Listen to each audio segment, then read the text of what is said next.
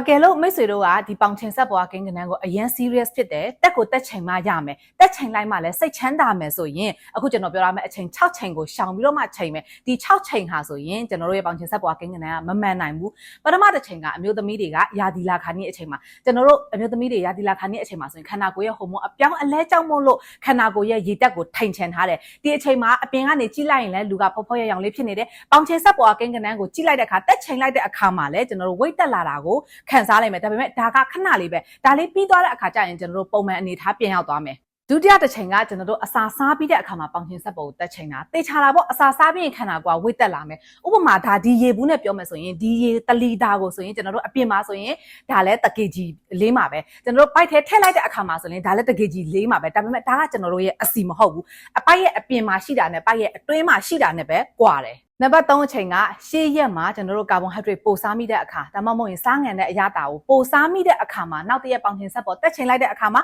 ခန္ဓာကိုယ်က3ပေါင်4ပေါင်တက်လာတယ်3ပေါင်4ပေါင်လေးလာတယ်ဒါကကျွန်တော်တို့ရဲ့အစီမဟုတ်ဘူးကျွန်တော်တို့ကာဗွန်ဟိုက်ဒရိတ်တစ်ဂရမ်စားတိုင်းမှာခန္ဓာကိုယ်မှာရေတက်3ဂရမ်ကနေ4ဂရမ်ကိုတိုးလောင်ထားတယ်ဒါစားနဲ့အတူတူပဲစားကိုစားလိုက်တဲ့အခါမှာကျွန်တော်တို့ခန္ဓာကိုယ်ကဒီရေတက်ကိုထိုင်ချန်ထားတဲ့အတွက်ကြောင့်မလို့ခန္ဓာကိုယ်ရဲ့အလေးချိန်ကပိုပြီးတော့မှလေးလာတယ်ဒါပေမဲ့ဒါတွေကကျွန်တော်တို့ရဲ့အစီမဟုတ်ဘူးတပတ်လောက်အကြာမှာကျွန်တော်တို့ပုံမှန်အလေးချိန်ပြန်ရောက်သွားလိမ့်မယ်နံပါတ်4အချိန်ကရှေ့ရက်မှာကျွန်တော်တို့အလေးနဲ့သေချာကိုကစားခဲ့တယ်စူးစမ်းပန်းစားကိုကစားခဲ့တဲ့ရက်မျိုးအထူးသဖြင့်ကျွန်တော်တို့အောက်ပိုင်းကစားတဲ့ရက်နောက်တစ်ရက်မှာပေါင်ချင်ဆက်ပေါ်တက်ချိန်လိုက်တဲ့အခါမှာအလေးတိုးလာတာကိုခံစားရလိမ့်မယ်ကျွန်တော်တို့ကြွက်သားအလေးနဲ့သေချာကစားလိုက်တဲ့အခါမှာကြွက်သားရဲ့ inflammation ကလည်းတက်လာတယ်ဒီချိန်မှာဒီကြွက်သားတွေရဲ့ဒီရေတက်တိုးလောင်မှုရေတက်ထိန်ချန်မှုကလည်းများလာတယ်ရေတက်တွေကိုဟိုးထားတယ်အဲ့ခါကျတော့နောက်ရက်မှာကျွန်တော်တို့ရဲ့ weight ကတက်လာတာမဆန်းတော့ဘူးနံပါတ်5အချိန်ချွေးတွေအများကြီးထွက်ပြီးသွားတဲ့အခါမှာဆိုရင်ဒီအချိန်မှာလည်းမမှန်ဘူးဥပမာကျွန်တော်တို့စပါသွားတာပဲဖြစ်ဖြစ်ပြေးတာပဲဖြစ်ဖြစ်စပိန်စီးတာပဲဖြစ်ဖြစ်ဘယ်ကာဒီယိုပဲလုပ်ချွေးတွေအများကြီးထွက်သွားပြီးတော့မှ